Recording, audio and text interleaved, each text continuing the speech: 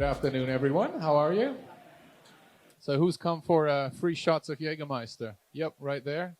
We have some in the freezer. So, yes, but I don't know if you know anything about Jägermeister as a company, as a business. Everybody needs a mission, needs a purpose nowadays. So, our mission is that we are the company that gives you the best nights of your life, today and tomorrow. And I don't know about you, but when I think of best nights, a lot of those happen in nightclubs. So I want to do a quick poll here. Who's been clubbing in the last, say, 12 months? Excellent. How about the last 3? Very good. How about the last 3 weeks? Okay, excellent. Good. You keep us alive. The problem is that nightclubs are slowly fading. Okay? In the last few years, we have lost almost 30% of nightclubs in the UK. That is a massive hit that the industry is taking, and that is a big concern because nightclubs have so much positive things that they give us. If you go a little bit broader and you look at the on-trade, so that is bars, pubs, clubs, etc., in total, we have lost over 13,000 venues since COVID. This happened before COVID. That's when it started. Obviously, COVID accelerated it, and since then we have a cost of living crisis. Energy bills are going up, etc., etc. So this really is a massive problem for our friends in the on-trade. But it still has such an important role to play for these guys, right? For our consumers. Nightlife is a place where you get to come together. It's a social space. It's something where you can try new things. It's where you can build your self-esteem. You can build your freedom. So it is incredibly important industry, not just to have fun, but having fun actually is something that is just one of the key things that keeps the society ticking. Since the very dawn of time, people have basically, danced around a fire. And if you go about that, we still are doing that today to a certain extent. So it's worth saving, and it's worth saving the night. And that's what we have set out to do. Night isn't just a time of day. It's a space for freedom, creativity, and inspiration. A place for togetherness, somewhere you can find and forget yourself. For some, nightlife is a state of retreat. To others, a form of resistance. Without it, where would we be? Night isn't just a time of day. It's where who we become begins. Save the night. So we believe it's saving. It's worth saving, and we're doing something about it. But does that mean everything is lost? I saw that nightclubs are closing. Doesn't mean no one's going out anymore. Well, the good news is that's not the case, as we saw in our poll just a few moments ago.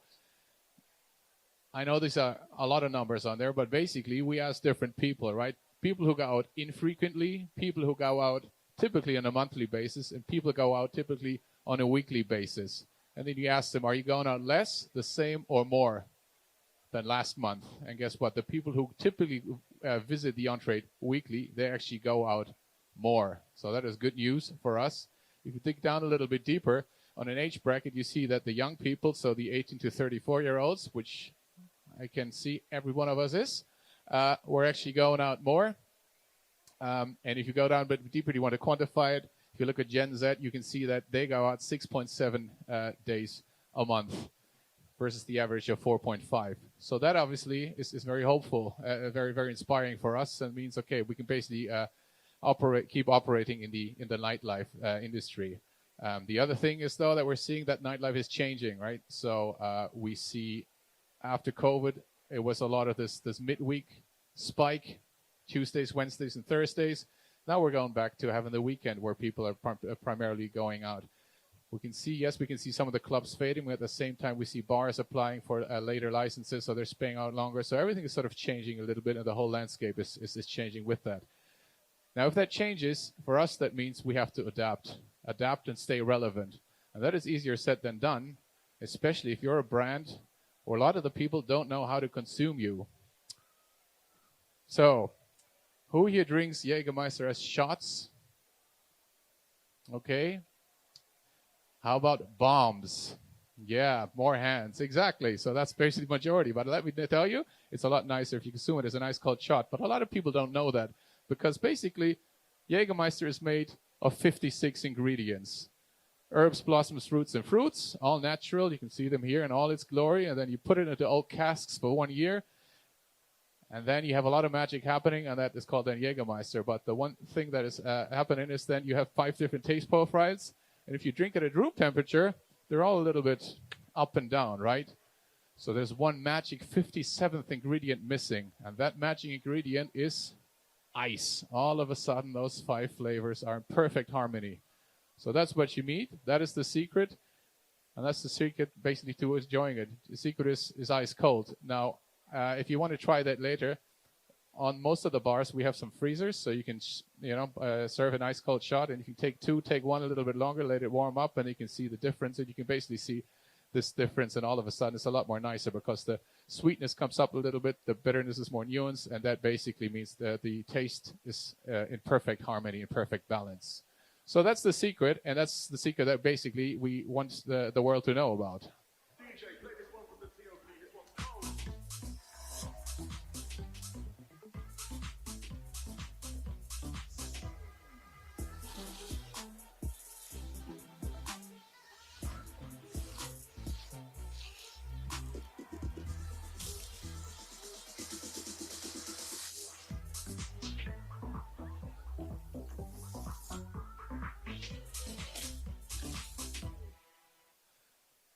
That's how we talk about the secret, the ice cold secret, on our digital platforms. Now that is important, to build mental availability, as we now call it. But nothing this works if we don't succeed here in the on-trade itself, in the nightlife entertainment district as well, because we basically have to convince this guy to serve it ice cold. So that's how we need to basically get consumers to actually order it. And for that, they need to learn about it in the first place. So you kind of have this message, which is, not too exciting, making it ice cold. Okay, it's very functional, but you need to kind of put a spin on it so it becomes relevant to them. Now, the team did some research, and I don't know which one of you listened to the guy from Unilever who was talking about qual and quant research and insights in generating that. And obviously, one of the things that's very hot right now is swapping things, right? So we said, okay, how about we offer the consumers an opportunities to swap what they have in their pocket for an ice cold shot, and all of a sudden it becomes a lot more interesting than just saying, hey, would you like to learn more about our product? And that's how we came up with shot swap, which basically means, do you have anything you want to swap in exchange for a shot? And guess what? People did, and this is what it looked like. Okay, Stacey. Hang about, son. You're telling me? Nah, man. Swap any item. Anything. For a free ice cold shot.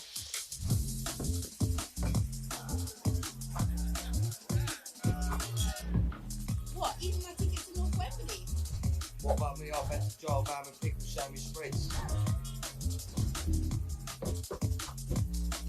What? Even my left shoe? My boss's business card. You can thank Paul, and he's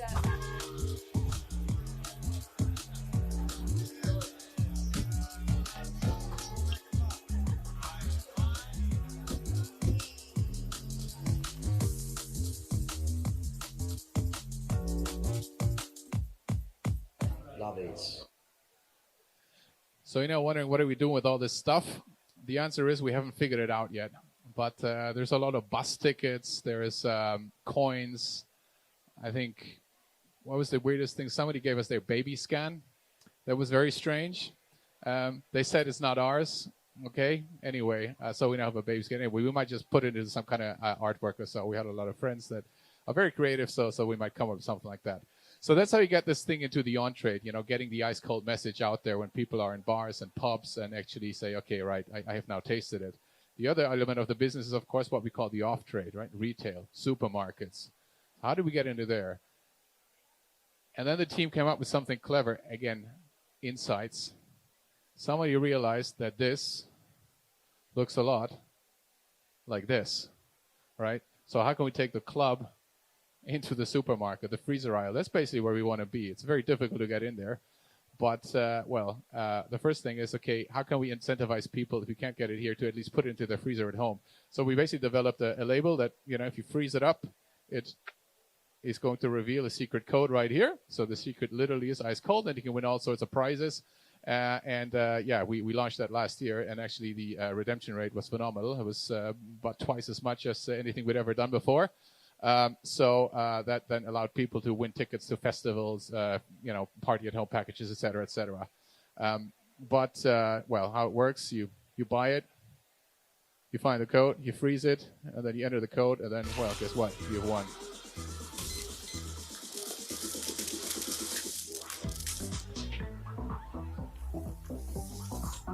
Jägermeister.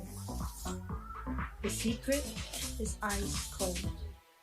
So now we have people who have it at home in their freezer. And the interesting thing is that the winner of this, she actually told us the story how she did it, and she said, she just put it in the freezer, and her granny asked her, why are you putting this bottle in the freezer? She said, I don't know, it says to put it in the freezer. And then she tasted it and literally said, okay, it tastes so much better.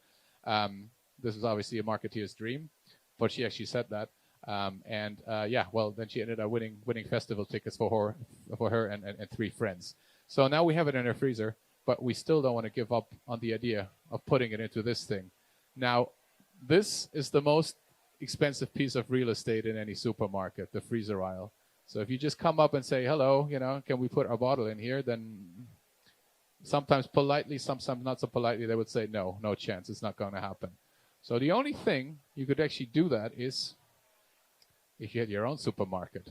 So we said, okay, what if we did just that? If we had our own supermarket, even just for a few days, wouldn't we not be able to pull this off?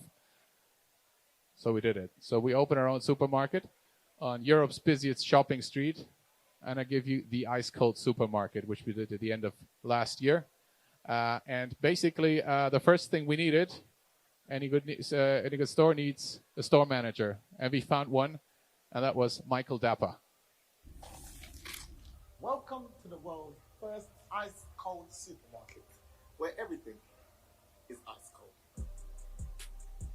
Brr. Over here, the staff are as chilled as the products. You can try some of our revolutionary food and drink that can chill your taste buds. You can throw in a barbecue, impress your guests with our cold dogs. If you don't like it spicy, no worries. You'll love our cold sauce. Indulge in our 0-calorie basmati ice. We have everything you need, all under one roof, and everyone's welcome. We take ice cream, all at the ice cold supermarket. You had one job. I said that the Penguin. So, work experience. Action. Ice cold supermarket for product best served.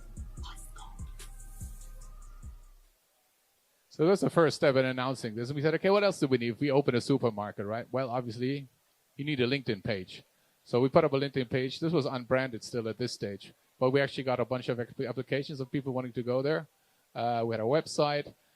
The whole thing worked so well that one of our competitors actually inquired as to if they could sell their product in our supermarket. They didn't know we were behind it. So, yeah, we got some free samples out of this. We didn't end up selling it, but I think they got the joke. And then we opened it, and we sold everything at minus 18 degrees from the freezer. So we had merch, we had clothing, we had sliders, we had everything. And, of course, we had Jägermeister sold from the freezer aisle at minus 18 degrees, even in a special edition that we made just for this purpose. And guess what? We got to throw a party in a supermarket, which was a first and something that we very much enjoyed. So where does that all leave us? It's all nice. It's all good. We were talking about relevance. We were talking about being, adaptive to changing circumstances, being in line with what the consumers want. We all had a lot of fun, as you can imagine, doing this. But ultimately, it was a success or not. Well, one thing we looked at out of a whole lot of metrics is our penetration. We saw it actually went up by 42% over the past few months, which is phenomenal. And the other thing, what I started with, was the bomb versus shot, a question. And we saw a 65% increase of people drinking it as shots. So that is something that tells us that we're on the right way. We are continuing to move along this line. We still have a ways to go, but we believe that we are making headways and we're changing the perception of the brand. I believe we have some time for questions if there are anyone. If they're not, I'd like to thank you. And if you want a shot, they're right over there. They're also going to be there a little bit later if it's a bit early to you. Thank you.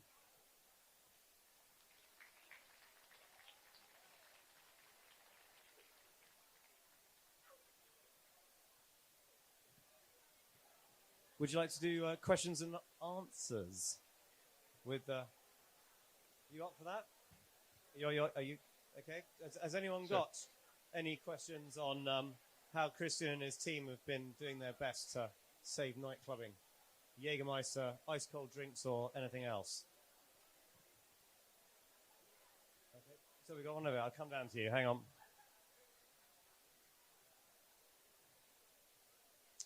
Hello. Hi Christian, thanks so much for that. That was really cool. I love all those sort of ads and bits of creative to promote the ice cold message. Thought that was sick. I just wanted to know, like, do you guys plan on doing sort of more activations over the course of the next year to sort of, you know, promote that sort of message even further with the ice cold shots and whatnot? You know, are you guys looking to do any other sort of activations elsewhere in Europe, that kind of thing? Yes, so I speak on behalf of the UK team. In the UK, definitely, we will keep penetrating that message, but the message is very much relevant everywhere in Europe, around the world, really. If you look at our colleagues in the Czech Republic, for example, they're doing a phenomenal campaign around that, and depending on the life stage of the market, it's a bit different. I think in some markets, you have these so-called bitter markets where you have a lot of herbal liqueurs. You know, like in Italy, you have all these Amari. So there you don't have to explain the category. There it's a bit more known. Whereas here, we're a little bit earlier in the life stage. So we probably have a few years to go to catch up. So this year, we'll definitely activate more around that. Thank you. Cool. Any more questions for Christian and the Jägermeister take? Cool, guys. Well, look, thank you so much, Christian. That was fascinating. Thanks. Brilliant. Thank you.